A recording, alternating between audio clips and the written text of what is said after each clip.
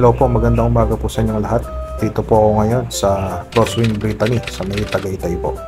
Kung mapapansin niyo po yung pinaka-venue po niya, no? Marami pong pine tree at malamig po sa lugar na ito. Kaya kung kayo po ay naghahanap ng property na malamig ang klima, so ito pong ibablog kong ito, itong property ito ay ready for occupancy. So as you can see, ito po yung pinaka-bahay po niya. So, chine-check po natin yung buong vicinity niya, no? Yung buong paligid. Magkaroon po kayo ng idea dito sa house and lot for sale na binibenta po na Crosswind Brittany dito po sa Tagaytay. So, check lang po natin yung surroundings po niya para magka-idea po kayo. Yan po, kung mapapansin po ninyo, yan po, marami pong mga pine trees na mga nakatanim na po rito. So maganda rito kasi tahimik yung lugar kung naghahanap po kayo ng tahimik lugar or walang masyadong kapitbahay. Ito ideal po ito para sa inyo.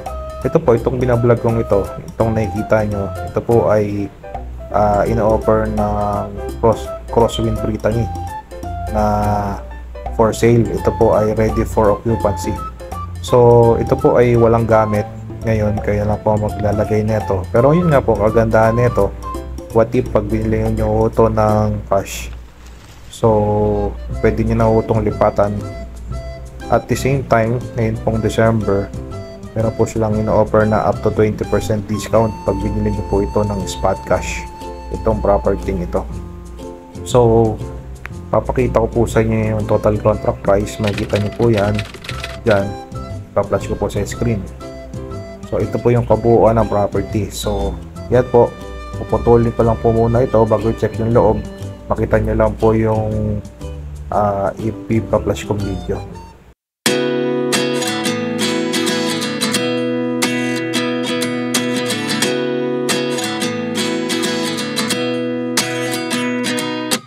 At 29 and I find myself wondering what did happen to the last 10. I ran away with my life, fast forward, never turn back again. It's kind of funny that the more we pass time, the more we need to set the rewind. And 19 was the year I had to leave you, but now I'm seeing all the signs.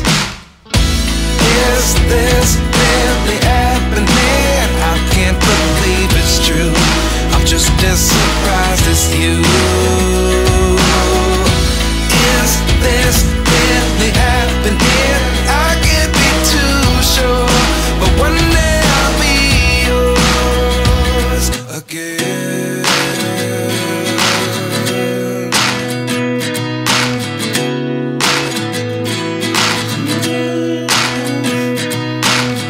Life lessons come one in a dozen, the other 11 give something from nothing.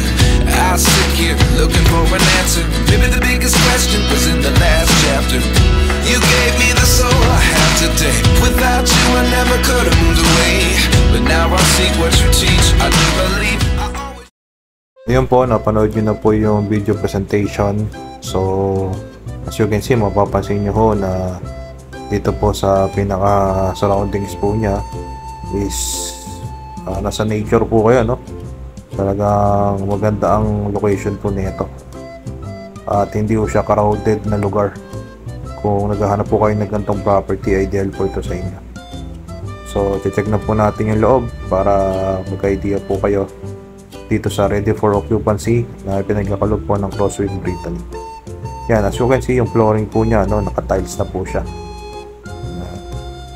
Very spacious and elegant po yung kanya floor area, malaki. Maraming kasangkapan po ang mailalagay po niyan. Yan po. So ito po yung pinaka ano po niya, no? Sala. Yan. Tapos kung mapapansin niyo po, dito meron po siyang pintuan. Yan. So pag open po natin, so meron po siyang mini terrace, no? Nakikita niyo po yung mismong surroundings na puro mga pine tree. Yan. So ito yung pinaka-design po niya, no? Meron terrace. Mapapansin nyo yung ano, structure ng pagkagawa ng bahay. Napakaganda. Yan. So, pupunta naman po tayo sa kusina. So, mapapansin nyo, meron na siyang mga built-in cabinet. Yan. So, hindi na ko kayo magpapagawa. Meron na siyang mga built-in cabinet dito sa sink area. Yan. Tapos, sa left side po, kung papasok po tayo sa left side, meron po siyang ano, another na kwarto. So ito po siguro ay pang maid's room, no? Tapos may another pintuan po siya na papalabas po yan. So ito po yung pinaka maid's room sa ground floor. Yan. So papasok naman po tayo dito sa ano, pinaka right side. So ito po pala yung ano, may pintuan din po dito para sa ano, bodega po yan, lagayan ng mga gamit. So, meron siyang stock room. Yan. Ito yung pinaka-stock room niya. Yan. So, nagpapasalamat po tayo kay Brother Danmark Borlaos, no? Siya po ang nag-video editing po nito. Videographer po pala. So, ito po, pag ano po natin sa kanan, ito po yung kwarto sa ground floor. Yan. Nakita niyo po yung maid's room, tapos meron po siyang kwarto pang isa. Yan. Dalawa yung bintana niya, tapos meron siyang sariling built-in cabinet. Yan po. Tapos meron po siya ritong parang underground pagpapakyat. Pababa po tayo ng ito po yung ano, tagusan papunta sa carport. Medyo malaki po yung ano, yung pinaka kwarto pong ito. Yan. So dalawa yung pinto niya. So ito, sarado lang ho yan yung kabila, ano po yan CR, comfort room. So paglabas po natin, ito po, dito po tayo naman kanina, tapos diretso po yan, papunta ho na ho yan sa mismong carport. Yan po. Yan. Tapos ito, may sarado lang po kasi yan po yung pinaka comfort room. Tapos meron siyang sariling ano, lagayan din na gamit. Ito. Yan, may pintuan din. So ayos yung design po niyan ng bahay. So mapapansin nyo, no, sa ground floor meron siyang 3 bedroom including na yung sa maid's room. So ito yung pinakamalaki, no, sa may malapit sa carport. Sumunod yung pangalawa na na-check natin na kwarto. So aakyat po tayo sa taas. So yung lot area po pala nito tsaka floor area, ipa-flash ko po sa screen para magka-idea po kayo kung gaano kalaki yung sukat ng tinayong bahay pati yung sukat ng lupa. Ayan. So aakyat na po tayo sa second floor, no, para meron po tayong idea kung ano po ba yung nasa second floor. Yan. Kung mapapansin nyo, mataas yung ceiling. Yan. So dito sa pag-akyat natin sa second floor, meron siya agad dito sa left side na malaking kwarto. So ito po yun. Yan. Tapos meron siyang sariling ano, balcony itong kwartong to sa second floor. Yan. So buksan natin. Yan, ganda nung ano, no, yung pinaka lugar niya, no, yung ambience, no, tsaka yung kitang-kita talaga na akala nyo parang nasa ibang bansa kayo, pero Tagaytay lang po ito sa Philippines. Ang ganda ng ano, ng mismong lugar dito sa Crosswind, Brittany. Yan. So ito po yung kwarto sa second floor, nakita po natin. Yan. Tapos no, itong kwartong to sa second floor, meron siyang dalawang built-in cabinet na kasama. Yan. So include na to, itong built-in cabinet na dalawa dito sa second floor. Yan. Ito, yung isa pa.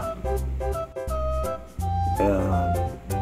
So maganda, no, hindi na papagawa ng built-in cabinet. Tapos yung katabi niya, ito yung pinaka comfort room. Yan. Kung mapapansin nyo, yung comfort room, naka-glass na yung shower niya, no? So, ito po, mag-open natin. Complete na siya, no? Meron na siyang shower. Yan. Tapos yung ano niya, CR niya, comfort room, full tiles na po siya. Yan. Kala nyo, pag tingin ko kanina, parang nasa ano kayo, nasa hotel. Yung comfort room nila, parang nasa hotel eh. So, I do believe ito yung master's bedroom. Sa second floor yung master's bedroom niya. So, aakit na po tayo sa pinaka-last na. Pinaka-third floor. May third floor po ito eh. Ito, paakit po tayo. Parang style attic type siya. Yan. So, ito nga. Pangatlo. So, pwede itong gawing ano. Pwedeng gawing kwarto pa ulit ito sa third floor. Tapos pwede rin study room din to. Pwede rin din tong family area. Ito yung sa pinaka third floor. So yan no, napanood nyo na ho yung aking vlog dito sa Crosswind Brittany na ready for occupancy. Yan. So papakita ko ulit yung total contract price nya. Kung interested po kayo rito, mag-schedule po tayo kung kailan po kayo available. Makita nyo po ito na personal. Mas maganda ma-appreciate nyo po ito pag nakita nyo na personal. So yan po, no? Maraming salamat po sa mga nanood. So don't forget lang po to like and subscribe my channel to support po ito para mag-grow po siya. At ma-share nyo rin po sa mga friends nyo kung naghahanap po sila ng house and lot properties dito sa Pilipinas. So yun po, maraming salamat. Nasaan man kayo naroon. Stay safe lang po always. Take care po. So God bless to everyone. So ito po yung pinaka surroundings papakita ko sa huling pagkakataon.